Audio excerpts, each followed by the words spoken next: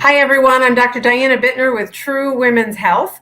I'm here tonight to talk with Holly Visser about Gazelle Sports and the Gazelle Run. We're having a little technical difficulties, so she'll join us as soon as she can. We're working behind the scenes to make that happen. But as I always start out this Let's Chat series, I want to talk about why I care about this. I care about talking to Holly about exercise and the Gazelle Girl Run. Oh, here she is. Hi, Holly. So I want to talk to Holly about this. Yes, because I care about helping women exercise and supporting them no matter their barriers. So Holly, thank you so much for joining us tonight to talk about running and community. Heck yeah.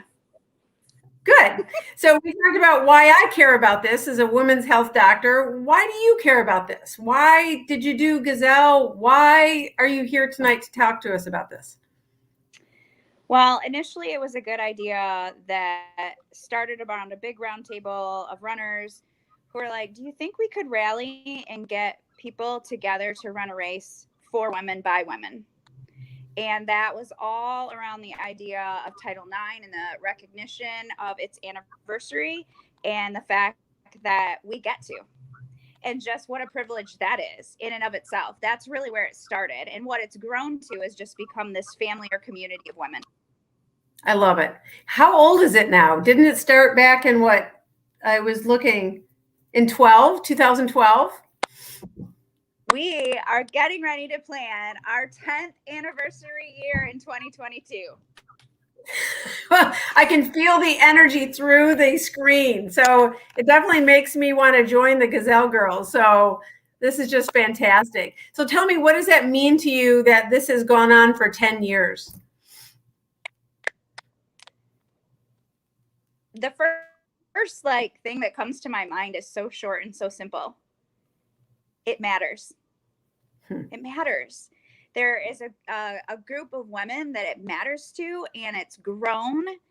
And in that rippling effect, people and the communities are being changed right here in West Michigan. But really, truly, the cool thing about Gazelle Girl is that it's become kind of a regional Midwestern event as well. Like, we are making an impact in a large way in families, in communities, in places where we work, where our kids go to school. We really believe that change begins with the woman in the household, right? So right there with you. Yes. That's the thing. Yeah. I'm preaching to the choir, aren't I? You are, but this is great because, again, our community of people who watch us every week with our Let's Chat series, it's like we're all about being healthier in the way that applies to us and meeting our goals, right? And so one of the barriers we have sometimes to exercise is maybe not knowing what to do or not having anyone to exercise with or not having mentors. I would love you to share, do you have any stories? I know I'm, hitting you here with on the spur of the moment, but tell me a story about someone who this has really made an impact for in terms of them not being a runner or exercise maybe, and then moving into that.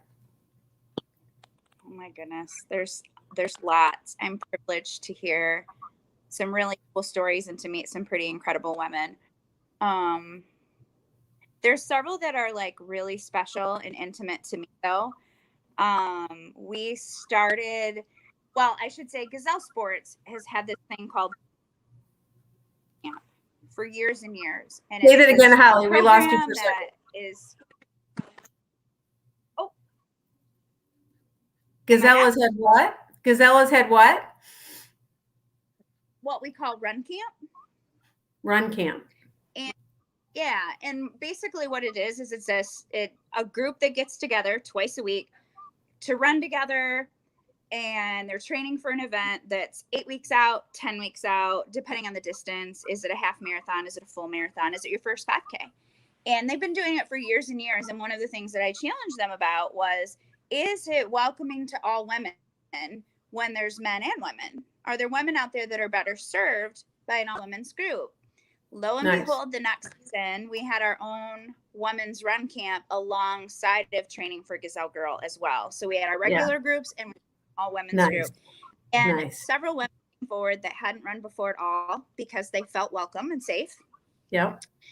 And then it started to grow. And then fast forward to the next year, a couple of the ladies were returning, and they were becoming leaders and inviting other women in. And one of them was diagnosed with cancer. And I'll be darned if You're all she right. didn't say to the doctor, because she was getting ready to train for a half a marathon. And he was like, well, a half marathon isn't in the cards for you. And she's like, but I'm still going to run, right? Like we do as runners. We're kind of crazy Exactly. that way, I guess. I will run no Once matter her what. hometown- Right. And so he was like, all right, like we'll figure out a plan to keep you healthy and well and running through this process. And there is a famous picture actually of me finish that particular year that was taken, and it has been circulated. And what people don't know about that picture, it's me crying, because one of the special gifts for me is to be at the finish line for every woman, every single one. And I'm crying because it's Mary Benson making her way to me at the finish line. Oh, I just got shivers. Yeah. Yeah. So anyhow, that's what a gift. But what a gift that she gave to the community to show that. But what a gift that the running was for her to help probably her get through her journey of cancer treatment.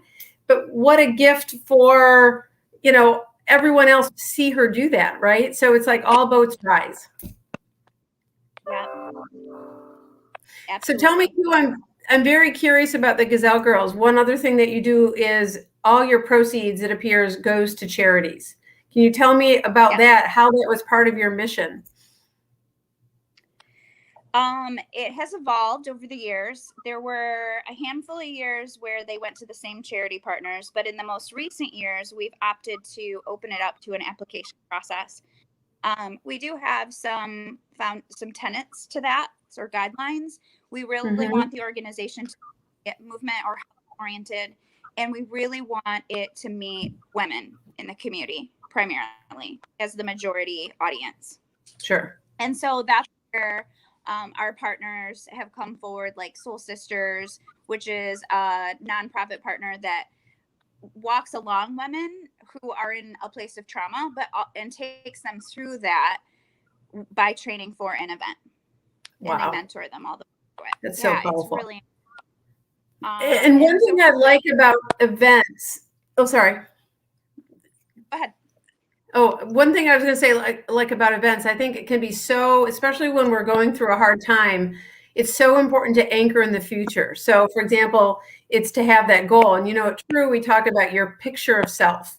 And so, for having a race, finishing a race, being one's picture of self, like how do you want to be on race day? I want to be strong. I want to be rested. I want to be hydrated. I want to, right? And so to then see you at the finish line, that's pretty incredible. So I love the Soul Sister story. Thank you. Heck yeah. Picture yourself finishing and envision yourself winning, right? Like winning deeply. Winning deeply and winning whatever it is that matters to you. Yeah. And I see that you've given a total of $225,000 to these charities over 10 years. Yes? That's incredible. Kudos to you. Thank you. And thank you. So how did you guys handle the pandemic? So the last couple of years, we did continue on by hosting it virtually. Yeah. Right when COVID happened, as a matter of fact, we were 30 days out from the race. Wow. When we went on lockdown. So it was what it was. Like we figured out how to pivot in 30 days, and we had no idea if we were going to make it out of that. Right. And so last year, gosh, it feels like it's just this never ending year, doesn't it? Exactly. The spring protocols were such that we're still kind of questionable. So we went forward with what we knew in the moment. And what we knew in the moment was we could still be safe, execute some small hometown events, and remain virtual, if you will. And so that's what we did. We were far more conservative and careful with our budgeting and the products that we had for finishers. So it wasn't quite a Cadillac experience like it would normally be, Sure. but it still made the continuation in the heart and soul and the spirit of the event. And it also gave people a way to support us through another year. And that was quite honestly what we really needed to do in order to be able to go forward next year into our 10th anniversary. And God bless, we're planning for 2022. So nice. Well, and the other thing I think is it gave women, I'm sure, a goal to help get through COVID, right? To not gain the COVID-19 pounds and all of that. So did you hear stories of that it helped people? Heck yeah, I was just going to say, you talk about wanting to hear those stories. I was at one of those events and I noticed out of the corner of my eye this small group of like 3 or 4 people standing there, and almost all of them without fail had flowers of some sort. And I was like, this has to be a person's first. It has.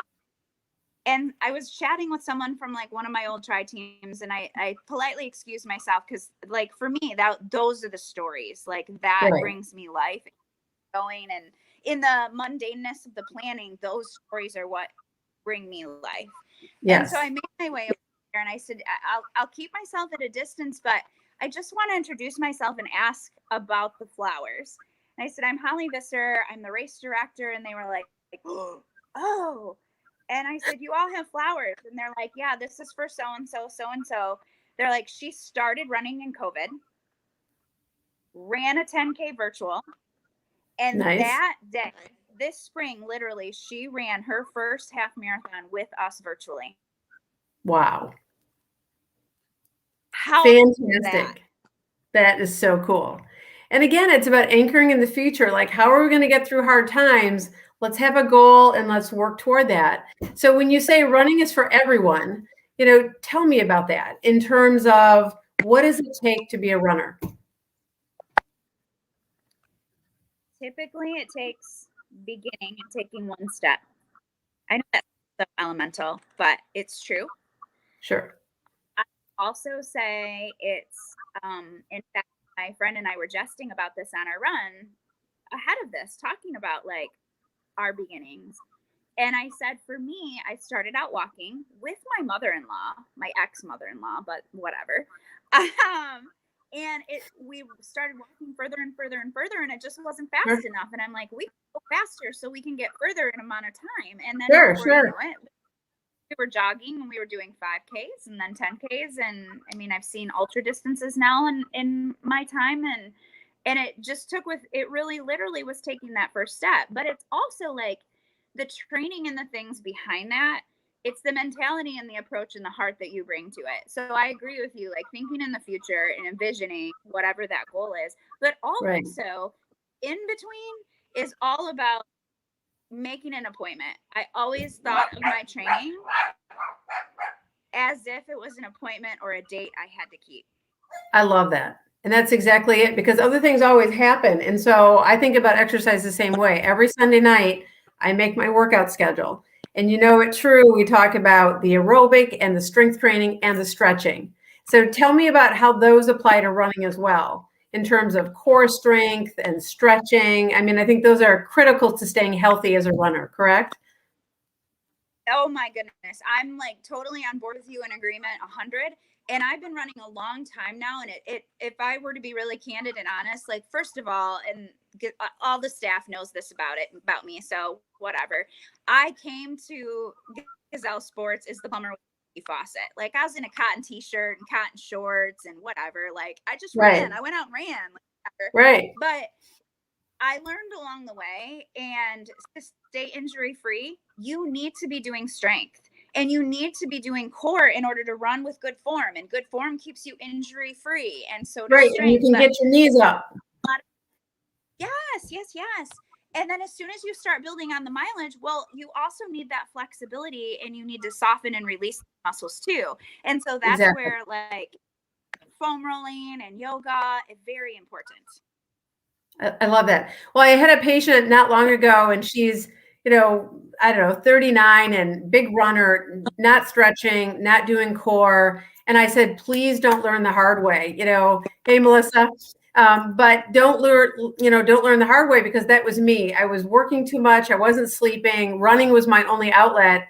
And I'll never forget, I got 4 miles out and had to walk home because I wrecked my Achilles, and it all went back to no core strength, not stretching. And now that was when I was 40. I'll be 55.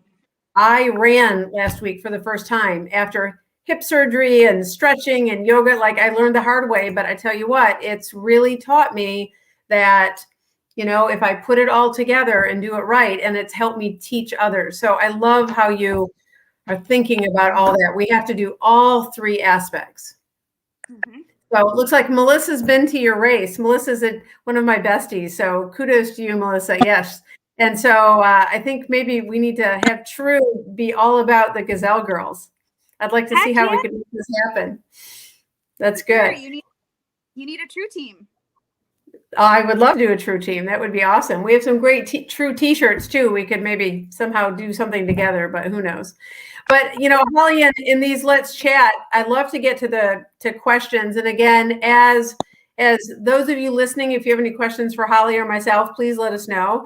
But Samantha, if you want to put up the questions, we can start this. I always like to start with 5 takeaway tips that you can leave this conversation with. But let's just keep the conversation going. So again, running has many benefits: self-image, self-esteem, fitness. Progress can be easily measured, right, Holly? So how do you think about all this when you talk about why people run? For me, I love that you have self-image and self-esteem at the front, because it's one of the things that one of the groups that I moderate on a social platform, I was mentioning how I'd had a bad workout on Saturday, and I went out again on Sunday, and doggone it if I wasn't going to attack that workout. And I had kind of this idea of something I'd been wanting to try in the back of my head. And I was like, today's the day. Like, I just knew that was the day. And after I got done, I was so damn proud of myself. And, so I put that to that social platform, and I said, is there anybody else that can, share in that same kind of idea? Because it's that thing that no one else can give you. Only you can give yourself that. And you can't buy it. Yeah, you can't buy it. And it's the best gift. And the more you do it, and you're the better it gets, and the better you feel, and the clarity in your mind. And so then everything you do gets easier in life. It just 100%. Ripples out. You can see it. Yeah. Yeah, and I see women, as they get more fit, they're more able to speak their truth. They're more able to have clarity in relationships. They're more able, and even at True, we talk a lot about sexual health, and the 2 main reasons that couples tend to drift apart or sex drive tends to drop off is the couples are not emotionally connected because they get busy and don't prioritize that, maybe. But number 2 is self-image, and as women gain weight, lose muscle during that menopause transition, it really affects sex drive. And I would say women who do yoga, women who run, they have better sex drive, better sexual function, all that good stuff. So heck yeah, I agree. 100. Heck yeah. So when we talk about this, I mean, of course we can talk about heart health and bone health, but it's just so important for that self-esteem, which of course drives everything. So tip number 2, running can be for everyone. So I love how you've already talked about this, but let's say someone signs up for the Gazelle Girl. What happens next? Is there a training camp that starts, or how does that work? Well, there's lots of ways to plug in. We're committed to that as a brand at Gazelle Sports. And so we have community runs and walks that we do out of every store. And we have 5 stores across the state of Michigan. So there's no excuse. 1 in Holland, Kalamazoo, and Grand Rapids, and 2 on the east side. And they gather 2 times a week. And it's called a community run walk for a reason. Okay. Because we set it up so that, runners can go up to X distance, let's say, for example. And many people right now are in the mode of, oh, golly, we got to start training for Riverbank Run and Grand Rapids because those are both in the fall. And so we're setting the course to that training plan. Wow. And so we set for X amount of miles. It's got water or whatever along it. And you show up and you run, walk, you walk. And chances are really good you're going to meet somebody along the way, and then you're going to show up again because Susie or Martha are going to be there again. And that's how those relationships begin, and that's how you plug in. We also have a series of events that we host at the store. There's ways for you to come in and get plugged in with injury wise and some different clinics and things that we do. So we're probably even shoe fitting, right? Because people don't know what kind of shoes to get for them. So you guys do an amazing job. In fact, I need some new shoes, so I'll be in. But I, it's all about having that right equipment. It doesn't cost a lot of money. You can get good shoes and, and all of that. So you really do support not only the community, but the individual person. Yep. The whole process, every part of the process. I love that. And we're very excited. Next week, I don't know if I've told you this, I Move Physical Therapy is opening a branch in our office at True Women's Health. So for women with, for example, I have a patient who doesn't want to run because her bladder leaks. So we're going to work on her pelvic floor. Tone is a little too high. So we're going to get her stretching and have her see Kara, who is also trained in pelvic floor physical therapy. So we're very excited that, again, when a woman has a barrier to running, let's say hip pain like me, like, tight muscles, tight pelvic floor, we can solve for that barrier. And come in and see Kara with I Move at True Women's Health, and that will be good. So tip number 3, right? You just talked about this. Exercise in groups or with friends can be very beneficial, not only for the body, but the soul. Yeah. Yep. And sometimes the soul work is what leads the way. Oftentimes it's funny because I have a few friends that I run with, and we're like, these are vault conversations. Like, what happens here and what we talk about here on these runs, like, happens just on these runs. Right. I mean, God bless that space. Right. Or if your bladder leaks and it runs down your leg, nobody cares. It's just a runner's thing, right? What are we going to do? Mm-hmm. Yep. But sure. I think, to your point, those bonds, I remember I ran in college with a girl every morning, 6 o'clock, and it became a really close friendship. And I very much, value that to this day. So yes, it's so important. And even, for me too. What? And I was just going to say, and let's be honest, when the alarm goes off to meet someone for a 6 a.m. run, like, you have to be meeting someone, because it's so much harder to get up and do that just for yourself. Exactly. Mm-hmm. Although I'd like to think, it's what you do when no one's watching, right? And discipline is what you do when you'd rather not do it, but still, it's really helpful when someone is there waiting for you, right? Yeah. Okay, tip number 4. Running requires self-care. So we've talked about this, and I think patience is part of it.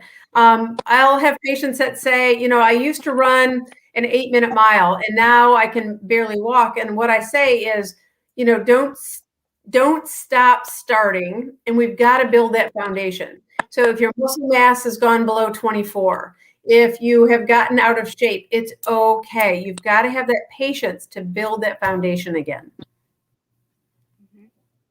Yeah. So it's that idea of once you say you're too old for something, you are. Right. Don't just stop. Like, keep going wherever you're at. And it's kind of like, I like to describe like running and yoga like waves, because you ride and it's going good, and then you might take a little downturn, and the wave will pick back up again. No, I love it. I had a patient the other day, and she was, 65, and she was like, I think I'm too old for, whatever it was. I'm like, are you 90? Like, come on, like, you can still do a lot, and we might have different limitations, but what can we do within those limitations? And again, having a community like Gazelle, where there's women of all ages, all sizes, all shapes, working together toward the goal of finishing. Yep. I love it. Tip number 5. Again, if running is your thing, having different events on the calendar can be motivating. So it's having the Gazelle run, it's having the Coast Guard race, it's having whatever it is, having that schedule, but you've got to make a schedule. Holly, tell me about the training program. Like, I would imagine you guys map it out, what people should be doing, and having a sense of what it takes to get to that goal? Yep, we sure do. So we kick off what I guess we would call Gazelle Girl season, like when we're in season, and we'll open registration and then, build and just, start teasing out all the fun stuff. And then about a month down the road, there's the training calendar. It's go time. Yeah. And there'll be several different variations of training calendars. It's one thing we're really committed to. And that's one of really the beautiful things and spirits that's come around with Gazelle Girl that makes it a little different from a lot of our local road races, is that we are about welcoming all abilities. If you want to show up and you want to compete a half marathon, fantastic. If you want to show up and complete a half marathon, equally as fantastic. And the training plans are catered to both goals. Good. And you do have popsicles at the end, right? Got to have popsicles at the end. We haven't had popsicles before, but it's always asked for chocolate milk. It's always asked for beer. There's always has to be wine. There always it seems like there always has to be, and there always is a green banana. Okay, good. But I'm hoping there's orange popsicles. That's my favorite thing after a race. I will put that in. See what we can do. I will. What I like to do next is always talk about 5 questions that you should ask your healthcare provider.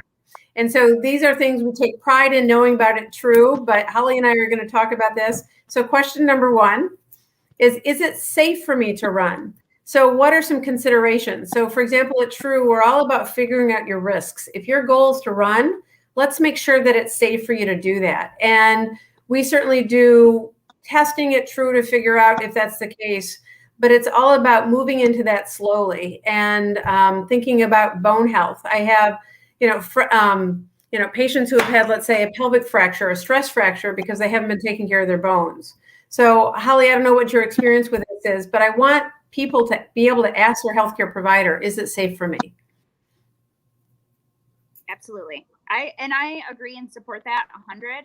That's part of the reason why we do have other providers like iMove, Halston Jepson, local PTs, Metro, Sports Meds come in. We have many of those that'll come into the store for that very reason. We do a gait analysis because we want people to be able to know how they run. Or we lost Holly for a second, but she'll come back in. Oh, there she is again. So you have gait analysis, and that helps people with how does that help people? The gait analysis helps people know how they run, how their body is working. And so then they know what shoes to wear. They know how their stride should be, if they need to pick up their feet faster, cadence, things like that, to protect them from injury. I love that. And one thing that I learned is that, partly why I was getting into trouble is I was running just with my quads. I wasn't getting the glutes to fire. And so now that I've been doing strength training with Mitch at Grip, now I'm getting my glutes to fire. Now it's safe for me to run. So again, it's really pulling in these experts. That's not my expertise. And so if I want to run, I'm going to ask an expert to help me with that. So I love how you've included that. Tell me about nutrition. How do you support your runners for nutrition? So as far as nutrition, we have some referrals and things, some folks that we know in the community that we refer to a lot. We also have, some that help you run better when you're learning to run longer and things like that. And salt tabs and just knowing how to run the functionality of things. That's an important lesson. Right. And so that's actually what our staff is trained to, depending upon when a runner comes to us. Interestingly, there are so many new runners right now that we are working with. Because of COVID, a lot of people that's what they came to, because they couldn't go to the gym. Right. Yeah, exactly. No, I love that. And it's true for our patients. We have Anna, who's our nutrition coach. She's a Culinary Institute trained chef, and we'll do an analysis with people. We'll give them menus and shopping lists and really help target, what their goal is, either exercise or fitness or weight loss. And so that's really exciting.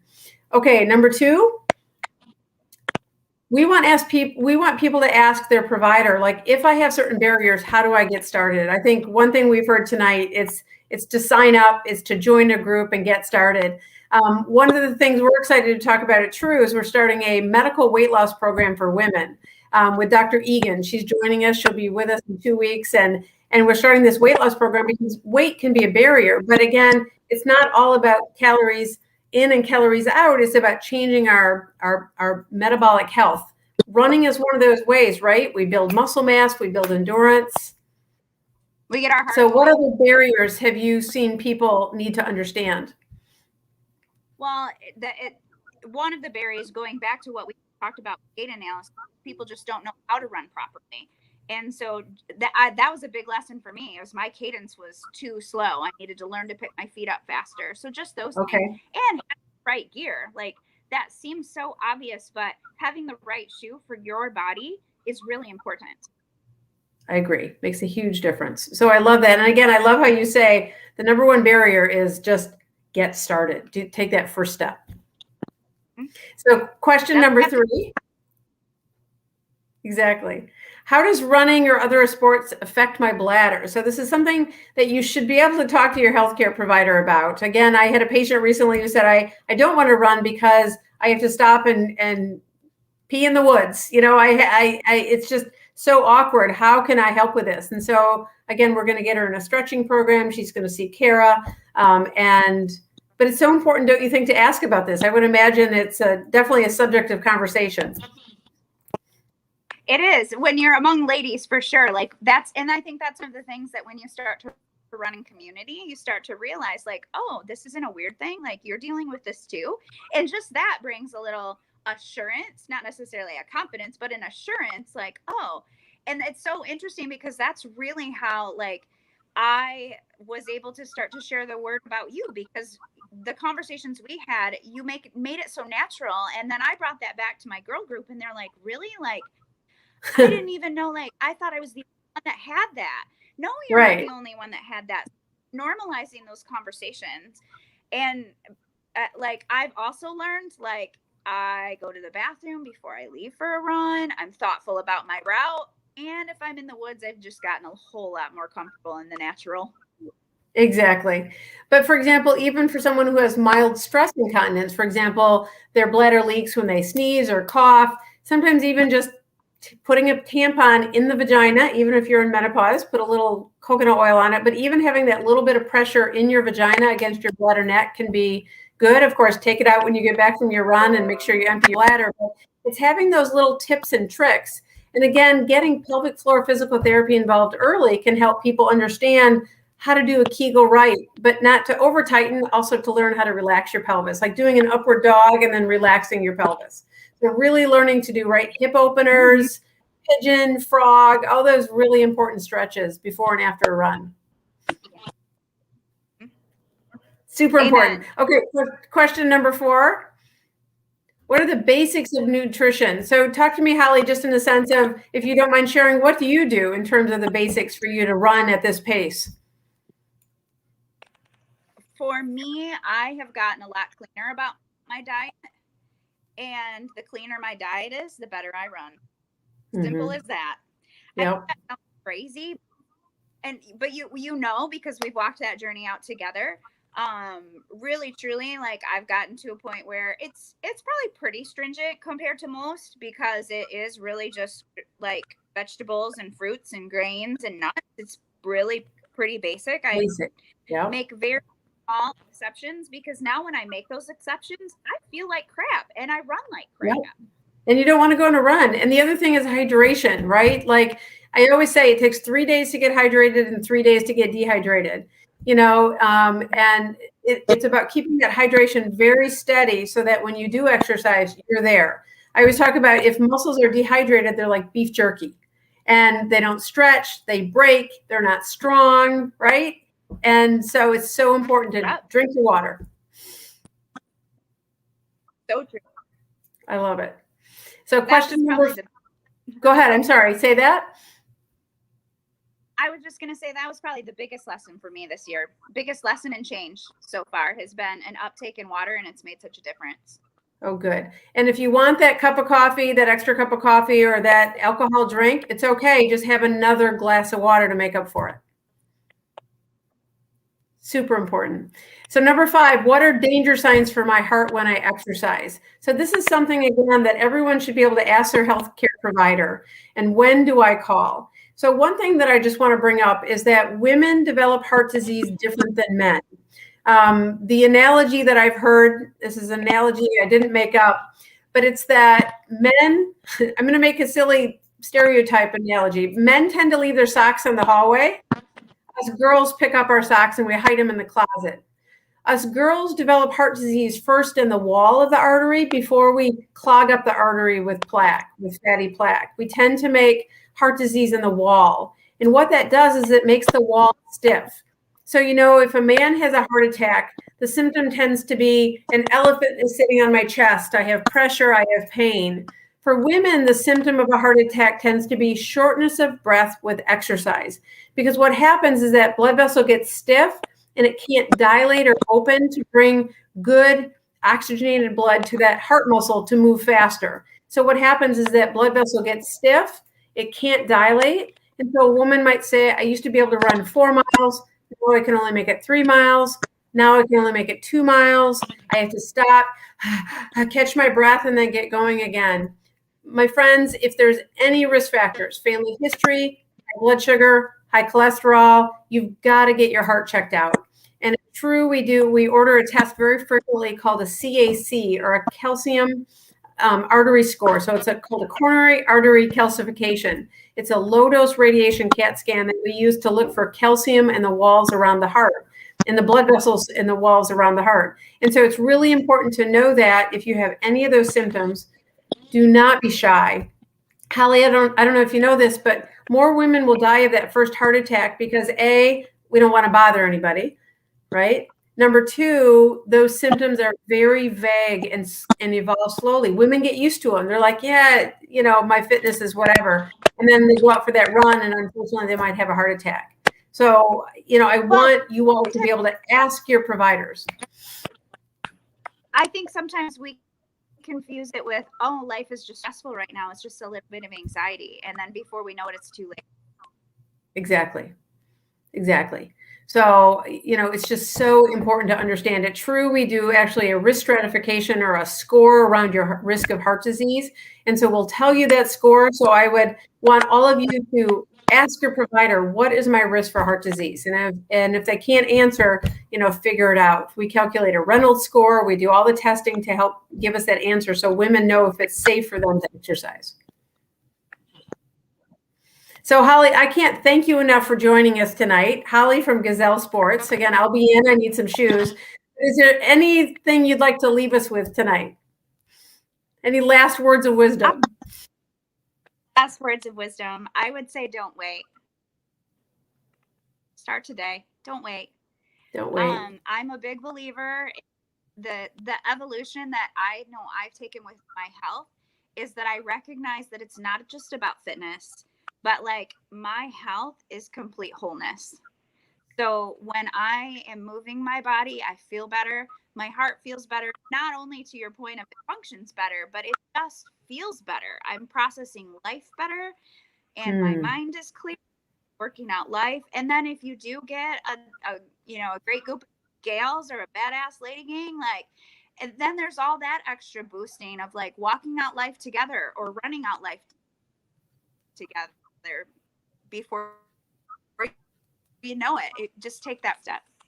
I love it. Well, I mean, you are such an inspiration. You're just, even in this little screen, you are radiating joy and fitness. So seriously, I am just so honored you joined us. And I sure look forward to talking to you about the Gazelle Girl Half Marathon. Everyone check out the website, see what's available, and let's just do this together, live our truth, and be well.